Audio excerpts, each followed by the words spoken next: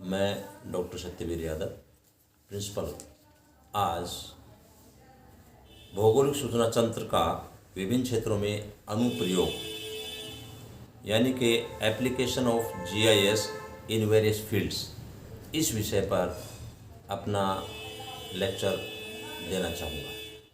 यहाँ हमने पहले भी जानकारी हासिल की थी कि जीआईएस ज्योग्राफिकल इंफॉर्मेशन सिस्टम के अंतर्गत हम धरातलीय तथा अधरातलीय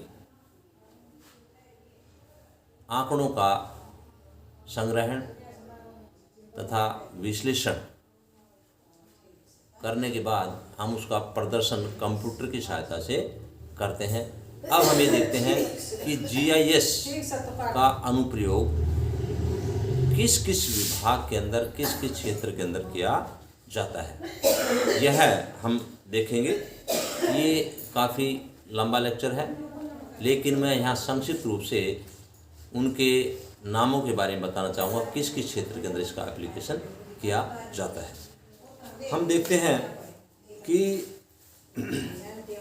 सबसे पहले देखते हैं कि कृषि विकास के अंदर हम जीआईएस का अनुप्रयोग करते हैं। Application of GIS in agricultural development. दूसरा है बंजर भूमि का मानचित्र बनाने में भी हम जीआईएस का इस्तेमाल करते हैं। भूगर्भिक व खनिज दोहन में भी इसका इस्तेमाल करते हैं।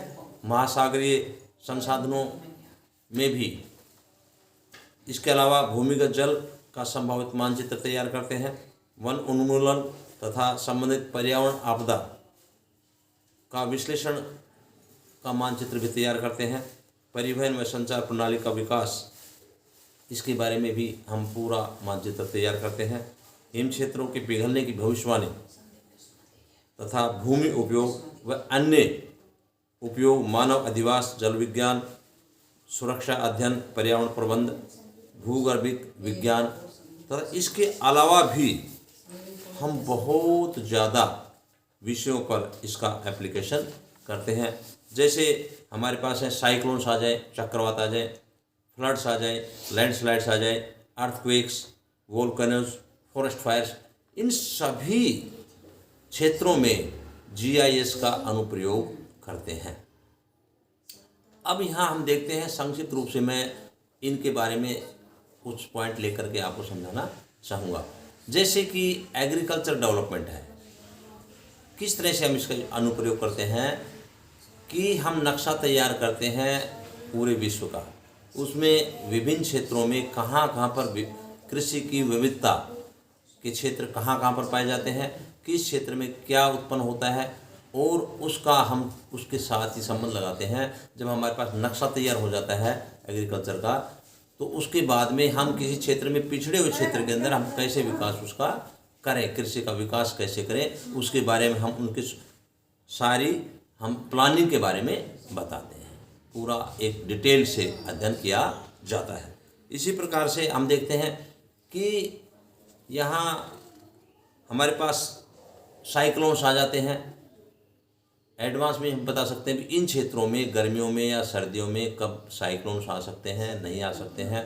उसके बाद में बाढ़ के क्षेत्र कौन कौन से, उनका नक्शा तैयार करते हैं ताकि पहले से ही प्लानिंग बनाई जा सके। इसके अलावा पर्वतीय क्षेत्रों में लैंडस्लाइड्स किस समय ज़्यादा आती हैं, उस वक्त हम कैसे उसके प्रिकॉशंस कर सकते हैं, इनके बारे में अध्ययन करते हैं। इसी प्रकार से वोल्केनोज और अर्थक्वेक्स के क्षेत्र ऐसे हैं जो पर्वतीय क्षेत्र हैं, जहाँ पर प्लेट टेक्टोनिक क्षेत्र वाले क्षेत्र हैं, उनमें ज़्यादातर ये समस्याएं दिखाई देती हैं। उनका हम मानचित्र करते हैं ताकि भविष्य के अंदर कोई भी अचानक आपदा आ जाए तो उसको हम बचाव के लिए कैसे हम तैयार रहें।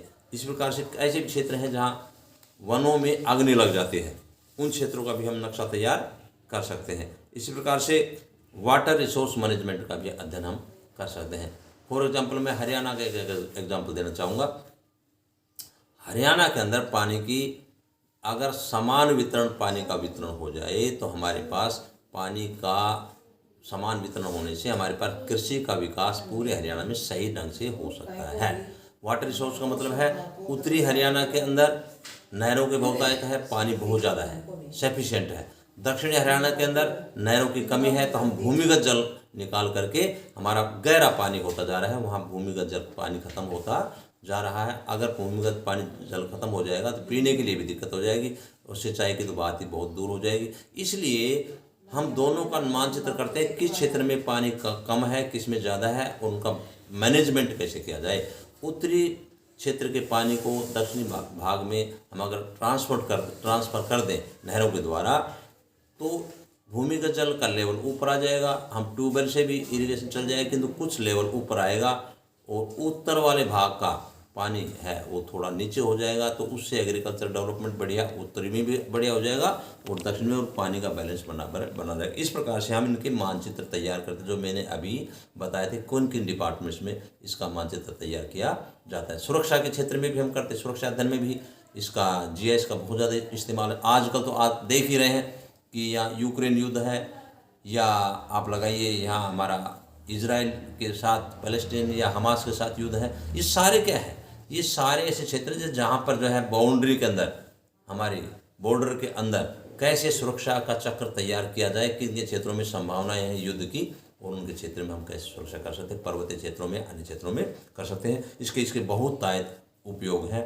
और शिक्षा के क्षेत्र में तो ये आगे बढ़ता हुआ क्षेत्र है, इसके बगैर तो हम कोई भी संस्था शिक्षा की उसका हम विकास नहीं कर सकते। इसलिए ज्योग्राफिकल इंफॉर्मेशन सिस्टम का हर क्षेत्र में उपयोग बढ़ता जा रहा है। इसका पूरा लेक्चर जो है काफ़ी लंबा होता है, लेकिन मैंने संक्षिप्त रूप से इसके बारे में बताया है।